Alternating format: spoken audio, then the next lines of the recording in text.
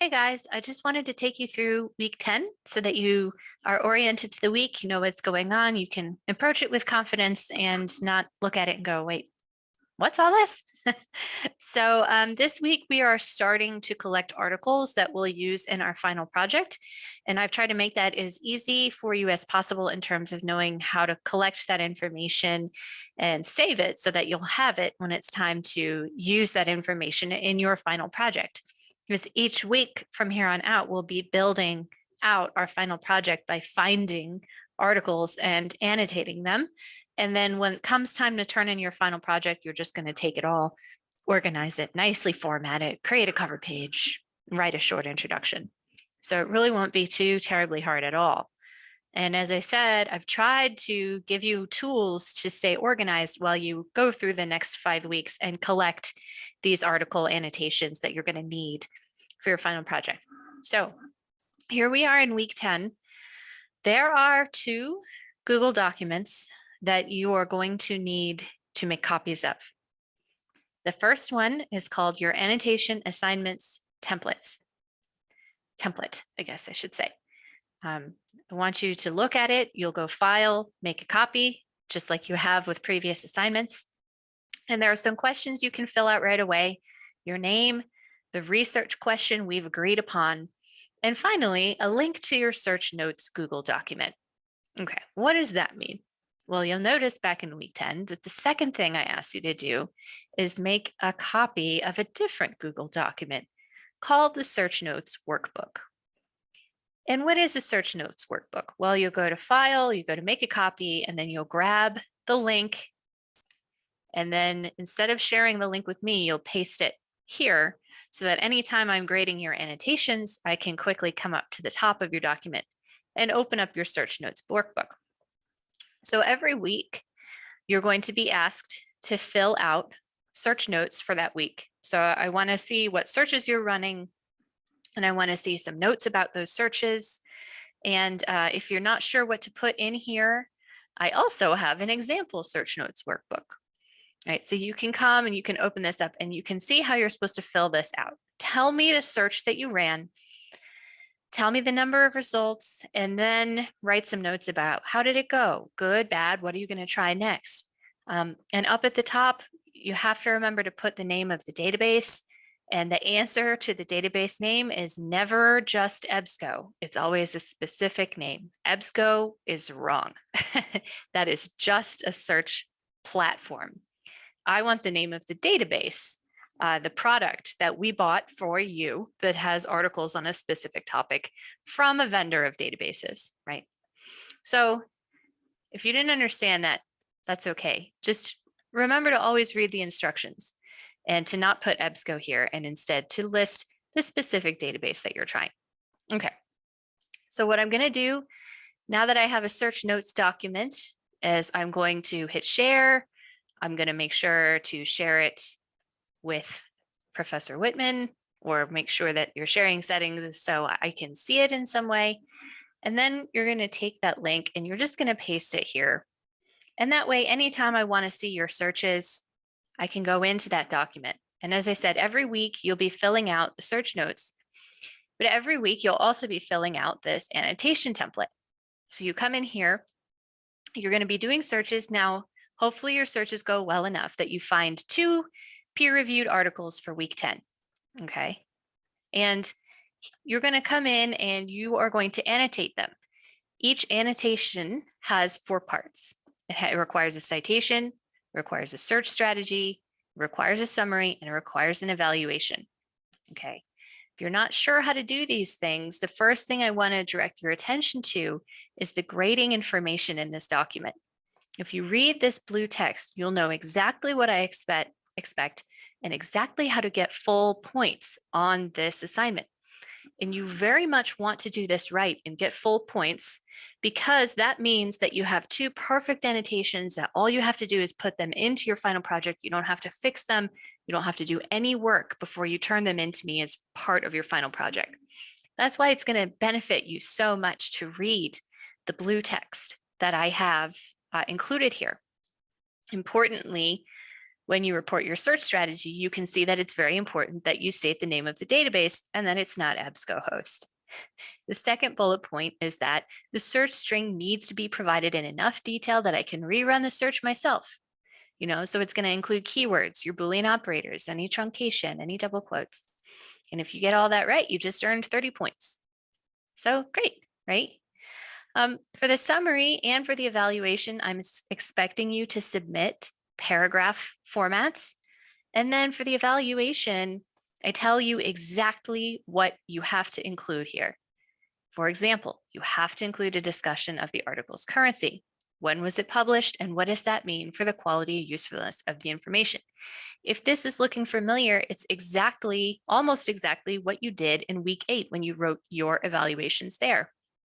I've very specifically have asked you to include the name of the journal the article was published in, as well as an assessment of that journal's reputation, including whether it is peer-reviewed. The questions down here will help you with that. Tell me the name of the journal's publisher. If you're not sure of the difference between a journal and a publisher, I have a link to a video that will help you understand. And is the publication peer-reviewed? I will say, for whatever reason, the number one reason that people lose points on their evaluations is they don't discuss the journal. They're unable to find the name of the journal. They don't know what that means. So again, if you're not sure what this means, this video will help you understand. And the other number one reason is they don't mention whether the publication, the journal, I guess I should say, is the journal peer-reviewed. They don't tell me whether the journal is peer-reviewed. Okay, so now having said all that, I think it will be easier for you to understand if we take a look at an example. Okay, so this is work done by a student in a previous class who gave me permission to share her work. And I'm going to take you through and show you how I would grade, if this was your work, how I would grade it, right? So the first thing I need to do is check whether there's a citation included, and there is. So that's already 10 points that this person has earned. This is correctly formatted APA citation. First names are not included, it's just initials. The year is in parentheses. There's a period after it. The journal name and the volume number are italicized. These are all things I'm going to be looking for. These are all things you will have learned last week. And so, yeah, that looks great. That person earned 10 points. Here's the search strategy. Is the name of the database stated? Yes, I found this article using the Health Source, Nursing, and Academic Edition. Perfect. The search terms used were long-term care and privacy and staff sensitivity and sexuality. This is great. I can copy this, I can paste it right into this database, and I can see the exact search that was used. Okay, this person just earned 30 points. Perfect. Okay, now let me get down to the summary. The summary has been written in paragraph form, which is good.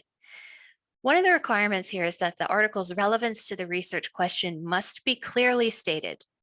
You have to tell me why you chose it.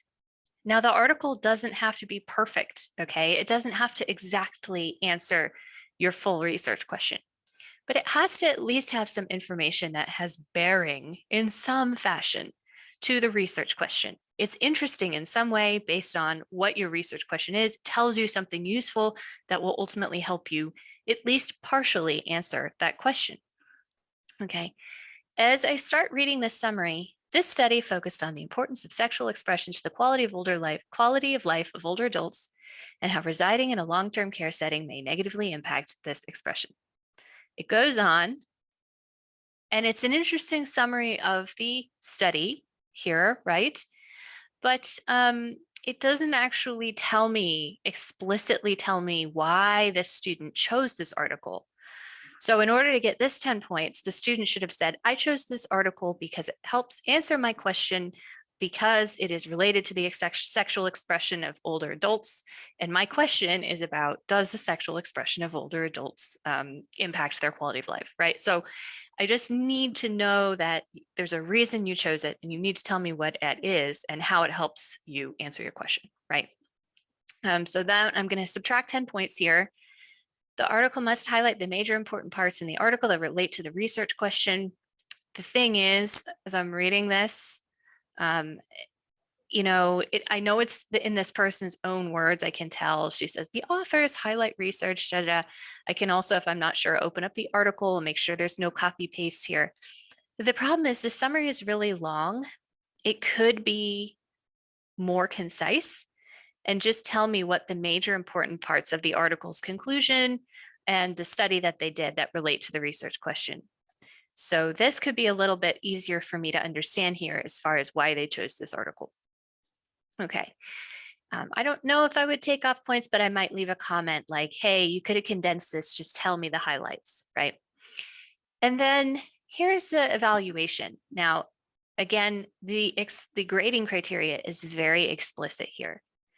Okay, so the first thing I require is a discussion of the article's currency, where was it published, and what does that mean for the quality and usefulness of the information? I almost missed it, but actually the discussion of currency is down here at the bottom.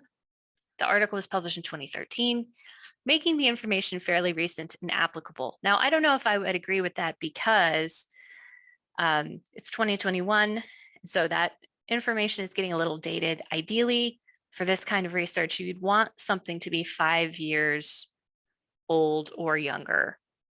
So I would just probably make a comment here. I might take off 1 point and say, well, your conclusion is incorrect. Okay.